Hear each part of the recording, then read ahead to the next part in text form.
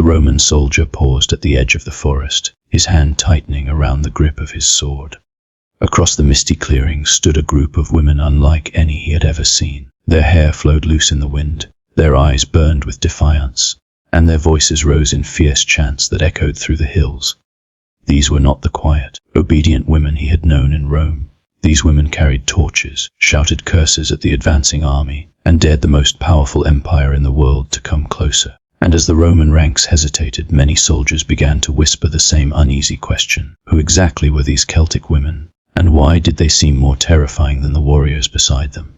For centuries, Roman writers described the Celtic world as wild, mysterious, and unpredictable. Their histories spoke of towering warriors, strange rituals, and tribal societies that existed far beyond the reach of Roman law. But hidden inside those ancient accounts was something even more surprising. Roman soldiers were often deeply unsettled by the behavior of Celtic women, because unlike the rigid structure of Roman society, where women were expected to remain modest, controlled, and largely removed from politics or warfare, the women of Celtic tribes appeared to live by entirely different rules. To Roman observers, it was shocking, and sometimes deeply frightening. The Roman Empire in the 1st century AD was the most powerful force the ancient world had ever seen. Its armies marched across continents, conquering lands from the deserts of the Middle East to the forests of northern Europe. Roman soldiers were disciplined, organized, and trained to fight with brutal efficiency. Wherever they went, roads were built, cities were founded, and Roman law spread across the land. But the territories north of Gaul and across the mist-covered island of Britain remained stubbornly difficult to control. Here lived the Celtic tribes, independent, proud, and fiercely protective of their lands. To the Romans, these tribes were both fascinating and dangerous. They fought with unpredictable tactics, launched sudden raids, and seemed almost fearless in battle. But what confused Roman observers even more was the role women appeared to play within these societies. In Rome, a woman's world was usually centered around the household. Elite Roman women could wield influence through family connections, but direct political or military power was extremely rare. Roman society valued order, hierarchy, and strict gender roles. The Celtic world, however, appeared to operate differently. Roman writers described Celtic women as outspoken, strong-willed, and in some cases even leaders of their people. Some accounts claimed women owned property, argued legal disputes, and influenced tribal decisions. While modern historians debate how common these roles actually were, there is no doubt that Roman soldiers encountered women in Celtic lands who behaved very differently from those back home. One Roman historian wrote that Celtic women could be tall, fierce, and terrifying in anger. Another claimed they sometimes stood beside their husbands during battles, shouting encouragement or insults at the enemy. And then there were the stories that sounded almost unbelievable. Stories of women who commanded armies, stories of women who led revolts, stories that would one day shake the Roman Empire itself. But before those events unfolded, the Roman army had already begun its expansion into Celtic territories. In 55 BC, the famous Roman general Julius Caesar launched his first expedition across the English Channel into Britain. Caesar's campaigns were partly military operations and partly political theater. Back in Rome, victories abroad increased a leader's prestige and influence. When Caesar's legions landed on British shores, they encountered tribes that fought with unusual ferocity. Warriors painted their bodies, chariots raced across the battlefield, and tribal leaders rallied their people against the Roman advance. Among the observers described in Roman accounts were women standing on nearby hills, watching the battle unfold. Some shouted curses at the Romans, others raised their arms toward the sky as if calling on their gods. To Roman soldiers raised in a society where warfare was almost exclusively a male domain, the sight was unsettling. But this was only the beginning. As Roman forces pushed deeper into Celtic lands over the following decades, they encountered more examples of women who did not behave the way Roman culture expected. One Roman writer described a confrontation in which a group of Celtic women rushed forward to defend their village when Roman soldiers arrived. Instead of fleeing, they screamed defiance and threw stones at the advancing troops. Another account claimed women sometimes joined tribal councils, arguing fiercely during disputes. These stories fascinated Roman historians, but they also revealed something else. The Roman Empire was encountering cultures that operated by very different social rules, and sometimes those differences exploded into open conflict. Everything was about to change. By the 1st century AD, Roman control had expanded across much of Britain. Forts were built, roads cut through forests and hills, Roman governors imposed taxes and demanded loyalty from local tribes. Some tribal leaders accepted Roman authority in exchange for protection and trade opportunities. Others quietly waited for the right moment to resist. That moment arrived in the year 60 AD, and it would be led by a woman. Her name was Boudica. Boudica ruled the Iceni tribe in eastern Britain alongside her husband, King Prasutagus. For years, the Iceni had maintained a fragile alliance with Rome. But when Prasutagus died, Roman officials decided to take direct control of the territory. What followed was an act of cruelty that shocked even Roman historians. According to ancient sources, Roman authorities flogged Boudica publicly and assaulted her daughters as punishment for resisting Roman rule. The humiliation ignited something powerful. Boudica gathered the tribes, and across the Celtic lands of Britain, warriors began answering her call. Soon an enormous army formed under her command. Tribal warriors, farmers, craftsmen, and yes, women, joined the rebellion against Rome. Roman settlements were suddenly in danger. The first target was the Roman city of Camulodunum, a colonial outpost that symbolized Roman dominance. Boudica's forces swept toward the city like a storm. Roman defenders were overwhelmed, buildings burned, statues of Roman emperors were torn down. The rebellion was spreading rapidly, and Roman soldiers began hearing reports that sounded almost impossible. A woman leading tens of thousands of warriors. A woman destroying Roman cities. A woman challenging the might of the empire. The Roman governor of Britain, Gaius Suetonius Paulinus, rushed to confront the uprising. But Boudica's forces moved faster. They attacked the thriving Roman city of Londinium, modern London. Once again, destruction followed. The city burned, and for a moment, it seemed as though Roman control of Britain might collapse entirely. But the decisive battle was still ahead. Everything would soon depend on one final confrontation between the Roman legions and the massive Celtic army led by Boudica. And the outcome of that battle would change the future of Britain forever. Smoke rolled across the hills as the Roman legions assembled for what many soldiers believed could be their final battle. The rebellion had spread faster than anyone in Rome expected. Cities lay in ruins. Survivors fled across the countryside with stories that sounded more like legends than reality. Entire Roman settlements had vanished in flames. And at the center of it all stood a woman whose name was now whispered across the empire. Boudica. Roman soldiers had faced countless enemies before. Gauls, Germans, Parthians, rebels, pirates. But this uprising felt different. It was not just the size of the Celtic army that troubled them. It was the strange energy surrounding it. Witnesses claimed that before battles, Celtic women sometimes stood among the warriors shouting curses toward the Roman lines.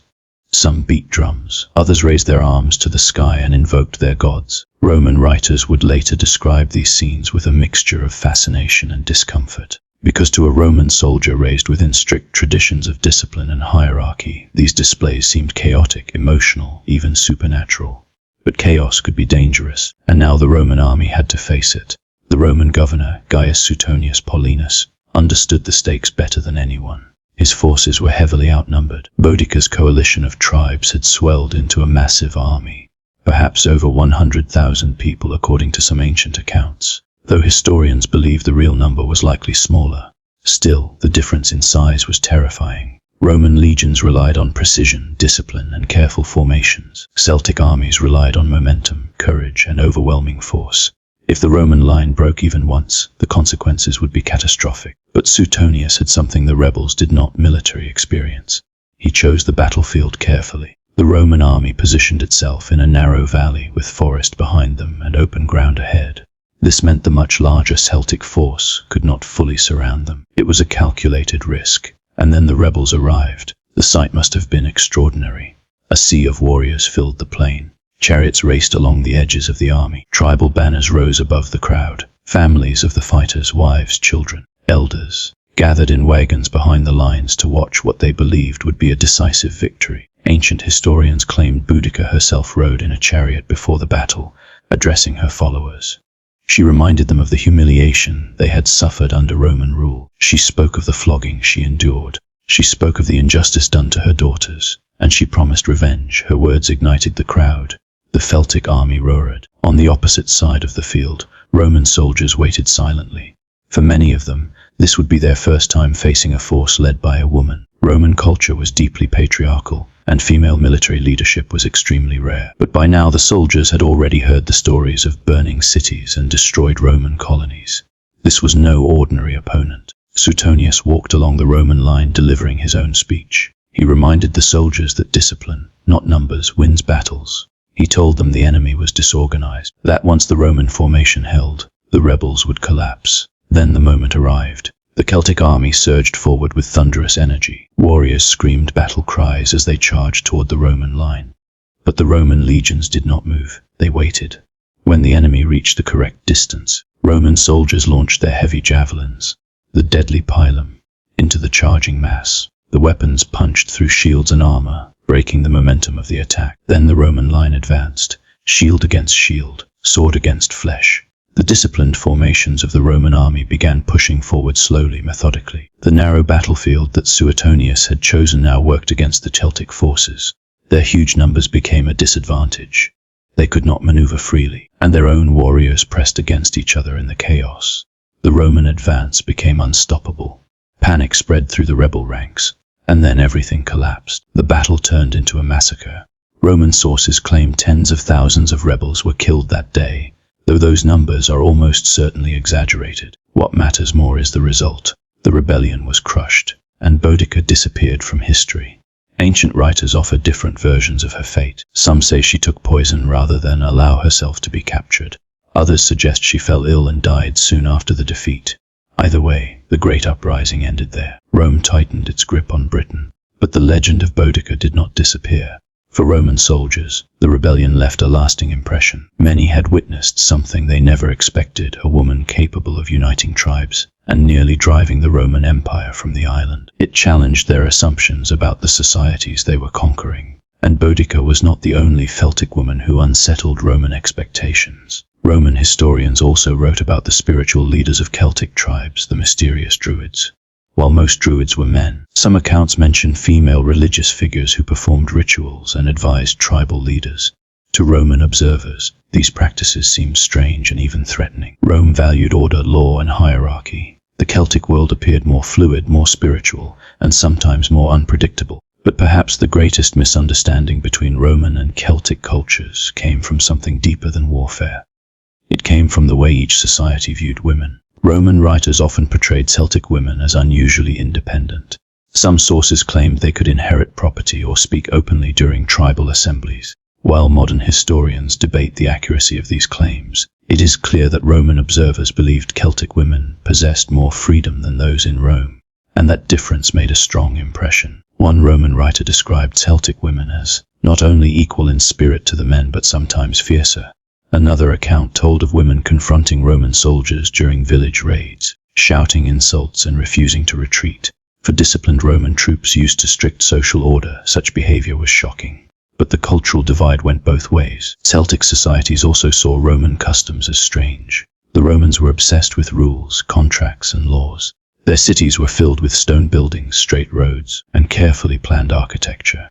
To many Celtic tribes, Roman life may have seemed rigid and overly controlled. Two worlds colliding, two cultures trying to understand each other, and often failing. Yet despite the violence and conflict, cultural exchange slowly began to occur. As Roman rule expanded across Britain and Gaul, trade increased. Celtic tribes adopted Roman goods, coins, and technology. Some tribal leaders even gained Roman citizenship. Over time, the boundaries between the two cultures blurred, but the memory of those early encounters, the shock Roman soldiers felt when facing Celtic women who refused to behave the way Roman society expected, remained embedded in ancient histories.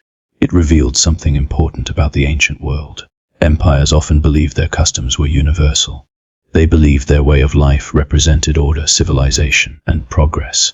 But beyond the borders of empire, other societies existed with their own traditions, values, and power structures. And sometimes those differences forced empires to confront uncomfortable truths. The Roman soldiers who first marched into Celtic lands expected to conquer warriors. They did not expect to encounter women who challenged their assumptions about power, courage, and leadership. Yet that is exactly what happened. History often focuses on kings, generals, and empires. But sometimes the most surprising stories come from the moments when ordinary expectations are shattered, when people who were supposed to remain silent instead rise to lead, when traditions collide, when entire armies are forced to rethink what they thought they understood about the world. And in the misty hills of ancient Britain, Roman soldiers learned a lesson they never expected. Courage was not limited to men. Sometimes the fiercest resistance came from the people the empire had underestimated the most. and long after the battlefields fell silent, the legend of a defiant Celtic queen continued to echo through history, reminding future generations that power, once awakened, can rise from the most unexpected places.